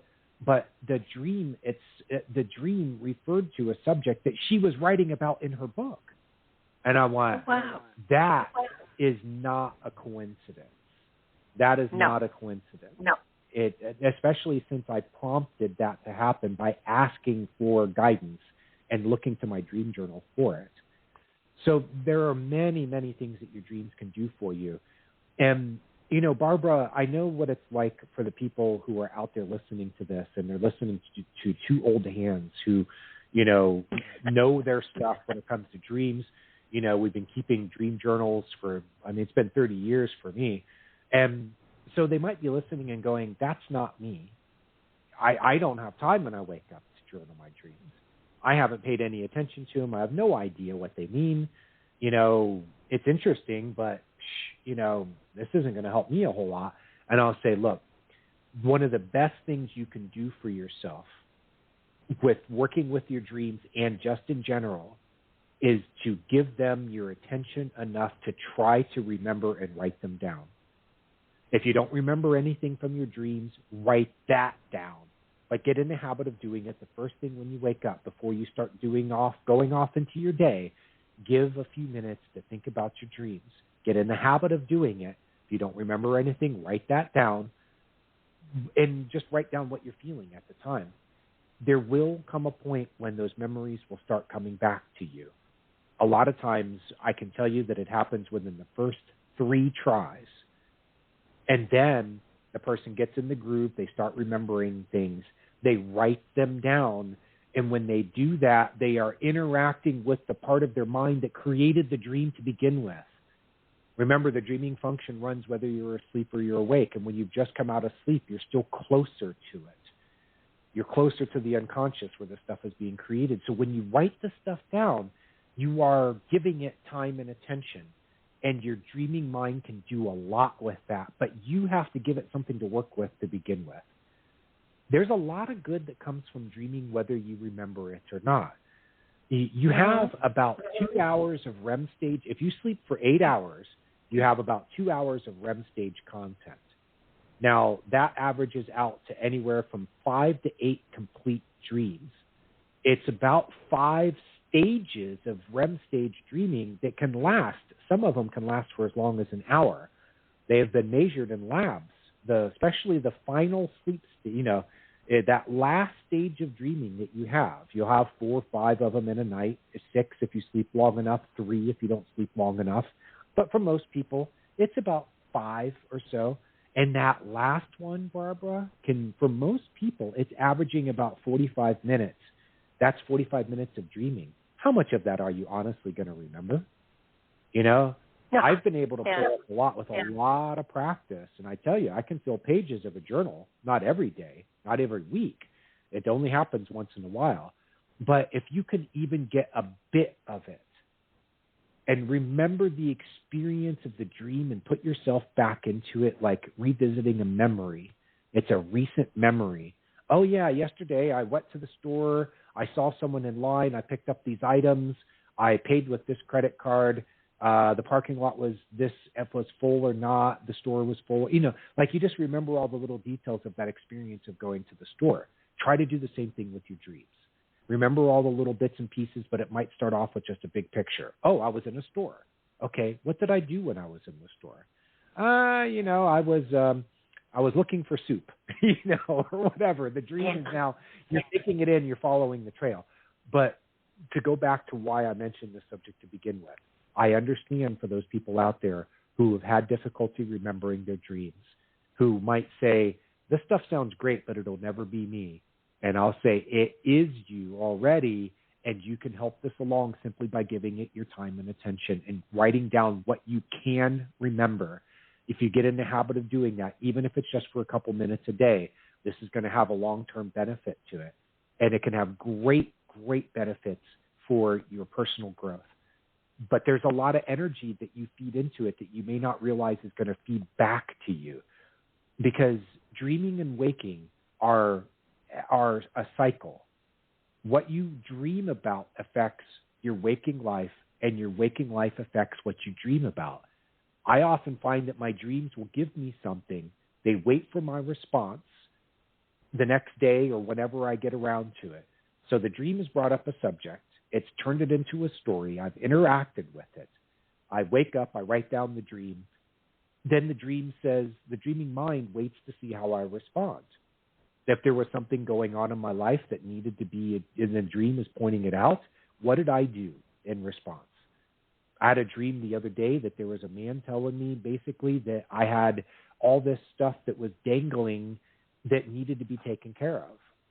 So I woke up, and even though the dream wasn't referring specifically to the things on my to-do list, I realized that there were all these different little things. There were emails that needed to be returned. There was a piece of writing that was unfinished. There was something on my website that needed to be done. My podcast was, 1, 2, 3, 4, 5, 6, 7, 8, 9, 10. I needed to do all these things. They were all small, and they'd been getting put off, and, but it was putting it all together meant taking a lot of time to be able to do it. So I said, okay, today is clear the plate day. And along with it, I'll go ahead and do some laundry and sweep my pool and do all the other things that I need to do because my dream prompted me to do it. And then when it cleared things out, it was interesting how over the next few days, once I'd taken care of old business, there were some new interesting possibilities popped up. And I really wonder whether or not those things would have popped up if I wouldn't have cleared the space in my life to be able to accept them. Because by taking care of my to-do list, I was able to clear it out so I could add more things to my to-do list in a way, But I wonder whether or not that response was because I responded to the dream. In my waking life, I did the things that I needed to do. And then I get back and the dream says, great, now we can start cooking up something new. But first you needed to get those other things off the stove so that we could have some room to cook. Do you see what I mean? Yeah, and it makes a great deal of sense. And so, you kind of look at it all, and for those of us that are getting older, I often have my journal in the bathroom so that, I can do two things at once. It's sort of sometimes there is need for one calling above another, but oftentimes I feel sometimes that the dreams are repeated in flashes during the next day as well, and those flashes are as important as the dream itself. Sometimes I know that the one thing that happens to me during the day after I've had dreams that are profound to me to a certain degree, I will get a sense of something that flashes me back to the dream, and it's so real and it's so absolute that it puts me right back in that place, almost a reminder that there's something else here that you need to pay attention to. But having those olfactory reminders of something that happened in a dream it's crucial, and it helps you as well. Everybody is, I'm sure from time to time they catch a whiff of something that, whether it's cigarette smoke or whether it's something baking, and nothing's going on and you can't relate to it, there's an important memory there to remember. And things in your physical environment can prompt the memory to come up. And I found this quite a bit with my the ways that something in my physical environment can help me to recover a piece of a dream that I had been. Most of the time it's because I hadn't remembered it. In the physical cue, whether it's a smell or a sound, a taste, something I feel or a sensation, something I hear, will remind me of that piece of dream that had been lost to me to that point. And then sometimes there's also a deeper thing that comes with it, the reminder, it prompts something within me that acts as a reminder, and I can then act on it in a way and respond to it. We're getting into something here that's pretty interesting in the way that it shows that there is a helper in the background of the dreaming mind that it's kind of, trying to help you to live your life. It's reminding you of things that you've forgotten. It's prompting you, like it did with me, to take care of my business. It's opening you up to new possibilities that could come into your life. It's previewing things like my dream did with the the knowing that this, I didn't know at the time that there was going to be a new client coming into my life and that we were going to do this work together. But when that moment, the dream made me ready for it in a way. And even though I didn't remember the dream real well, I did the sort of thing that helped to prompt that memory to come up by opening my journal and going, oh, yeah, I had that dream. And then the very next day, this client comes into my life, it prepared me for what was coming in my future. And that takes us back to the precognitive dreams. What people may not, I don't know if everyone out there, how many times you've mentioned this on your show, Barbara, but precognition is the previewing of a future moment of time. Some people call it premonition. We call it a premonition when we're awake. We call it a precognitive dream when it happens, obviously, when we're dreaming. A presentiment will come through your feelings. So we have words that are basically describing an overall phenomenon that's known as precognition. And what a lot of people don't know is that it's a natural ability, and we're probably experiencing it every night of our lives as we're dreaming. In some way, we are seeing the future coming, kind of congealing or coming into form as we're dreaming about it. And the dreaming mind has the faculty to be able to see time in a way that the conscious mind doesn't. So that kind of finishes my thought. Yeah, I had an experience a long time ago walking my dog at 3 a.m. in a snowstorm, and it was so quiet you could hear the snow falling, and we were walking down this road that was covered with snow, and I remember saying to the dog, look at this. Nobody has walked this pathway before. We're the first ones to walk it. This is a new beginning. And I remember saying that to the dog. And every now and then in my life, that will flash in my mind, often in dream state, and I will know that there is a new pathway I'm going to take that nobody's walked before me. I will know there is a change coming, and I'll be ready for it and I'll be looking for it. Yeah, it's giving you a heads up that this thing is coming, and now we can start using prompts in your external environment to remind you of these things. Seeing snow, or the sound of a dog, or footsteps on a path. Yeah, things like that will now prompt you into it. The crunching sound, and it puts you back into that frame of mind where the insight came to you. So this is where the sort of advanced level work with dreams can really begin in earnest, is understanding that the dream does not end when you wake up. That in this cycle of dreaming to waking to dreaming to waking, it is a cycle, and that they connect with each other and one responds to the other, and that you can start to have ways that your external life you can start to notice that the world is responding to you, what you are experiencing internally, whether it's responding to your dreams or responding to what you're feeling, thinking, wishing, and that it can start to take shape, and that you can watch your environment for sort of clues to follow, for things to take shape out of the blue, but you have a sense that they're coming, for synchronicities and seemingly things that you think they're coincidental, but they're not. They're synchronous. There's meaning behind them. Right. We've had a number of guests on my podcast, The Dreams That Shape Us, who have had very dramatic experiences of synchronicities between what they experienced in their dreams and what happened subsequently in their waking lives.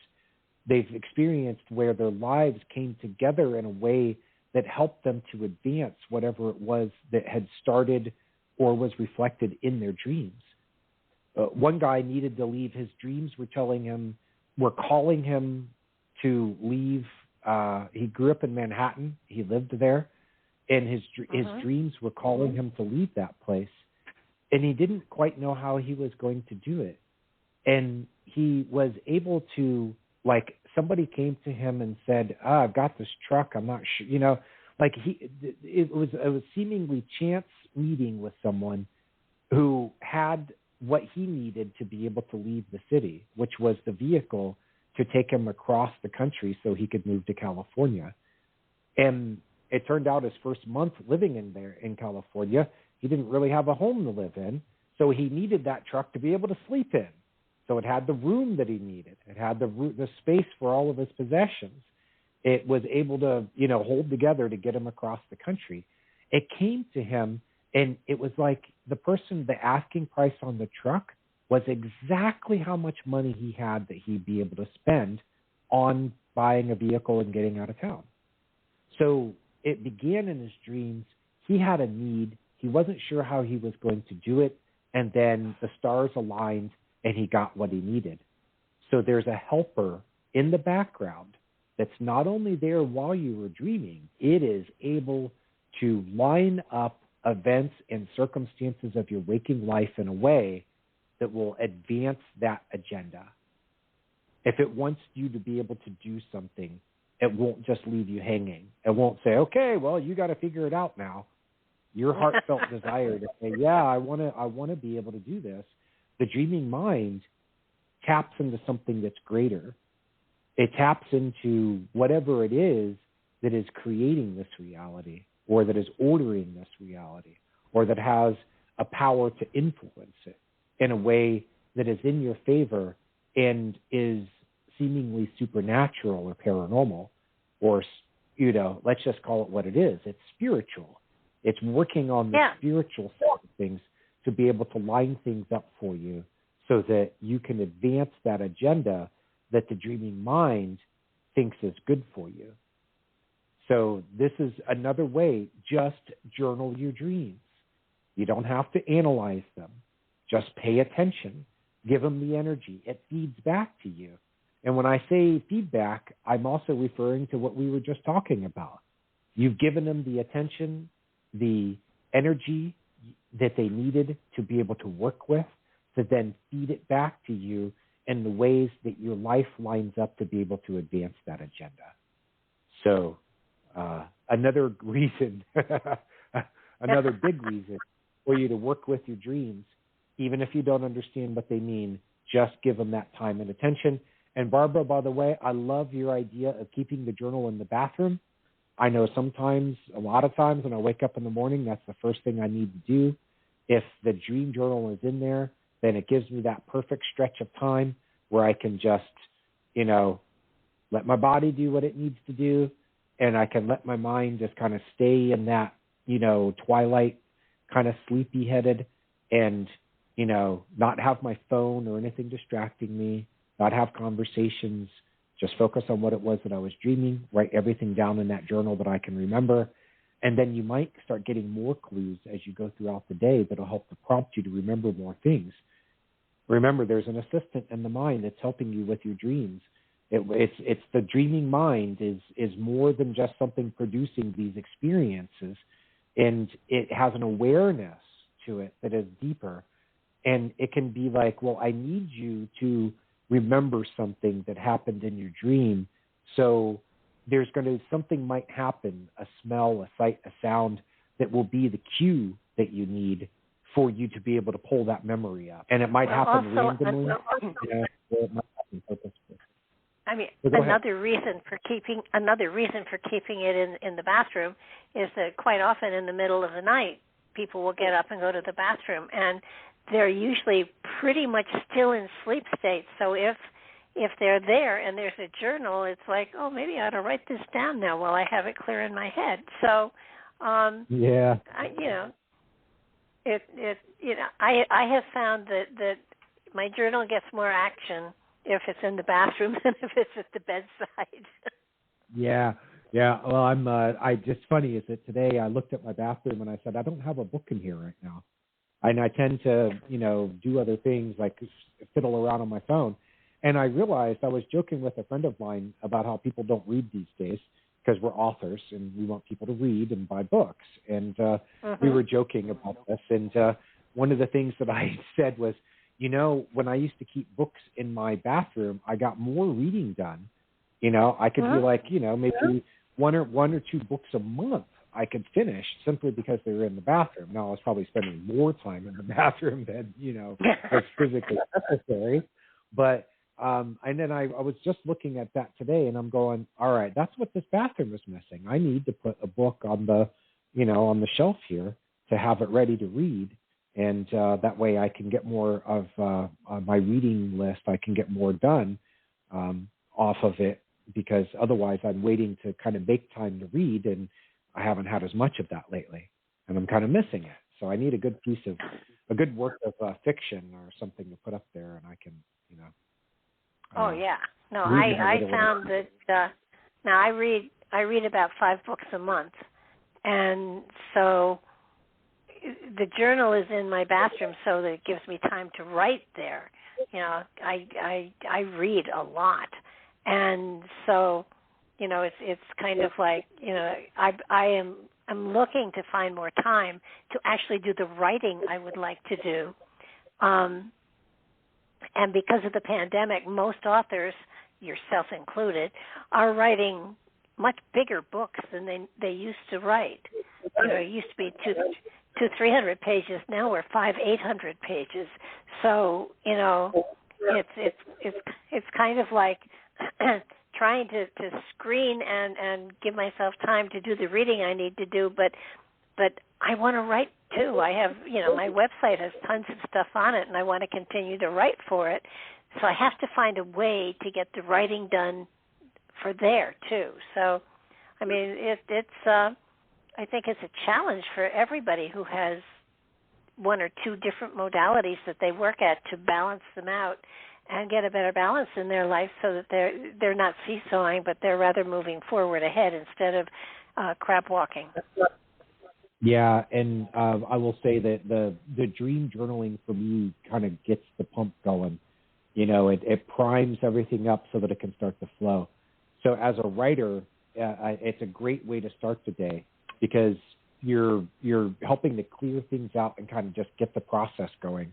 And it's a great way to start the day. And you can then use that as a prompt to start doing other things writing-wise. You might have something that's more creative that you're wanting to do. It's not based on your dreams. But then again, maybe some of those ideas you got from your dreams are going to end up in your writing, your creative writing. Like Stephen King's story Misery came to him as a nightmare. He first dreamed up that story. He was, in the end of his nightmare, as opposed to the story that he wrote, at the end of his nightmare, Annie Wilkes fed him to her pig. What was it? Chastity, the name of the pig. I can't remember it right now. But he gave it, in his story, the pig plays a role in the story, right? Well, in the dream, she fed her victims to her pig. And in his dream, that's how his nightmare ended, was she fed him to the pig. She, in his dream, was a symbol for his cocaine addiction, and the pig was sort of the cocaine. It was the thing that was eating him up. And he figured that all out. It's pretty fascinating. Stephen has a very good knowledge of dreams.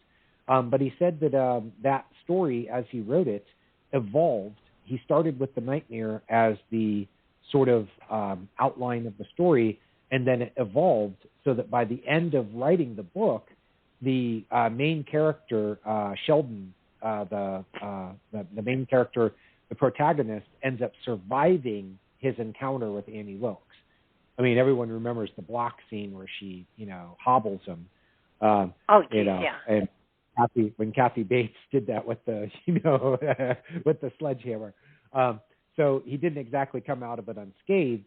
And the way that Stephen King wrote that story was, but he said that the character himself in his own mind put up more of a fight than himself as the character in his dream.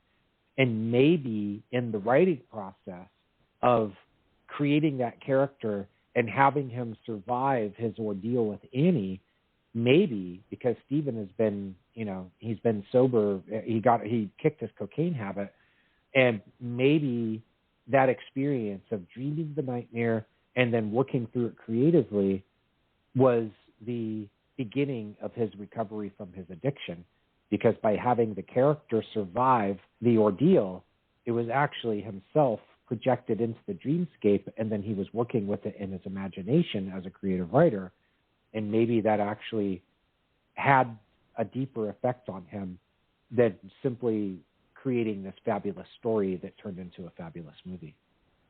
Well, you've written, one of the things you wrote was nightmares can be a gift if they are a catalyst for change, and I think I'm hopeful that we have tonight given people an understanding that nightmares are really important to pay attention to. They're therapeutic for sure, and they do bring up things that we have to look at and work with and through, but they also are a wonderful gift for us as far as growth and understanding and maturity and creativity and all sorts of stuff. I just noticed our time. Gosh, this 2 hours went fast. It did. So let's give out your information where they can go to see your website and your blogs and where they can get your books. Well, the book, the Nightmares book is all over the place. It was a #1 new release at Amazon. That little tag disappeared today. I was disappointed, but it might come back. But Amazon and all those other retailers, it's there. Nightmares, Your Guide to Interpreting Your Darkest Dreams. It's published by Visible Ink Press, and it's all over the place right now. But if you want to link directly to it, go to DeBord, DeBord, jmdebord.com. And that'll, I've got a link to the book off of there, and it'll get you started. And it also takes you to my Amazon author page where I have some of my other titles. The Dream Interpretation Dictionary is one that is still selling up a storm, and I have 1,500 reviews and ratings at Amazon or something by now. I mean, it's wow. huge. It's really blown up. Yeah. And I've gotten a lot of feedback from people who say that book has really helped them, because it can sit on their nightstand, they can wake up from a dream, and they can look and see if I have a discussion of it in the Dream Dictionary. The Nightmares book is set up the same way. You kind of alluded to it during this conversation. What I wanted to do was write basically a dream dictionary for nightmares and dark dreams and the themes and symbols that are common to them. But I wanted to go into the sort of depth so that if you had a dream where it featured something that I can tell you about in the book, that it can go on for pages where I go through all the different possibilities for what it can mean symbolically, and then what you can do to, as an entry point into the dream. So, Barbara, I'm not just teaching people about the various symbols and themes in their nightmares and dark dreams. I'm teaching them how to interpret dreams in general. So readers can get a lot about how to interpret dreams simply by reading the book and getting into some really interesting material.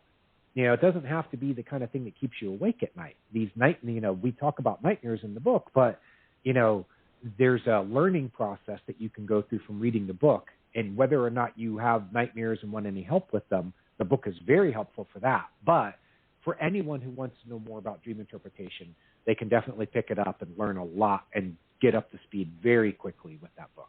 Oh, absolutely. So thank you for the opportunity. Absolutely. Yeah, thank you. Appreciate it. Well, it's been a pleasure having you on again, and as always, there's so much more we could get into, and maybe we'll do that again, because I think this is a topic that most people can learn and grow from. And heavens, there's also a link to the Amazon with the write-up for the show too. So if they just look at the bottom of the write-up for the show, the Amazon link is right there for the book. So I want to thank you again for sharing so much with us, and I look forward to having you on again sometime soon. Oh, I'm looking forward to it too. That'll be awesome. Yeah, thanks for having me on, Barbara, and thanks for reading my book and being able to ask great questions about it. It's really appreciated. Oh, hey, it was a pleasure. And I want to thank everybody out there for staying with us and listening. I think that you will find that this material will over time, filter in where it's appropriate and give you guidance and insight and wisdom. Check the book out. It is a fabulous book. So good night, everybody. Tomorrow night, Mark has a show. It's 9 o'clock Eastern. No, check the website. Check the website, barbaradelong.com. It's right up in the right-hand corner. It'll tell you when he's going to be on, and he has a fascinating show looking forward to. So good night now.